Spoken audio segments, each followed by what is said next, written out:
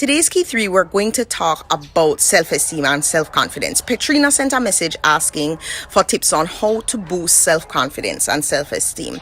My key three for self-confidence and self-esteem would be number one, prayer and affirmations. So before I get out of bed every single morning, I pray and give thanks. I find that gratitude is really important, and taking stock of what you're grateful for, what you've done, thanking the Lord for a good day before you even have one, thanking the Lord for achievements before you even make them, and really affirming your worth, saying, Lord, thank you that I'm uniquely and wonderfully made. Thank you that you love me and that you want, Lord, that you have blessed me and have given me all that I need to fulfill my mission on this earth. Whether or not you believe it at the time that you have all you need to fulfill your mission, and maybe you don't, but you pray with faith and with a spirit of thanksgiving, and it just helps to make me feel, unstoppable and confident and ready to face the day. So prayer and affirmation.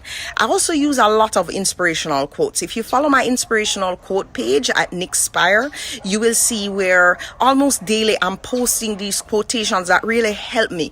Reading them just, build my vibe, make me feel invincible, like I can take on the world, because sometimes the world is scary and the anxiety just is overwhelming, and that feeling in the bottom of your stomach paralyzes you and you can't do anything. So I really build up my self-esteem and confidence by using affirmation. The second thing I would say, major key for me, for my self-confidence, is to keep myself fixed up.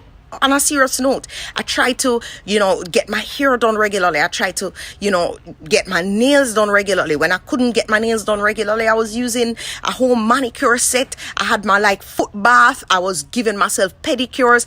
You need to treat yourself well.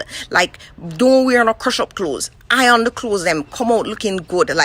When I'm feeling the worst is when I get the most dressed up. You will see me slap on a full face of makeup when I'm just feeling terrible, because it really just helps me to feel put together. And when I'm put together physically, I feel more put together mentally, and I can really put my best face forward and just face the day. So it really does help. When I feel dowdy and I look dowdy and pop down, it just makes everything that much worse. And so that's not only physically but mentally as well, which is why the first key is to really pray. And but certainly not least, major key for me to build my self-confidence and esteem is to keep my word to myself. The truth is, when we say we're going to do something and we don't do it, it chips away at our self-esteem and self-confidence. Oh, I'm going to exercise 3 times this week. You turn around, you went once.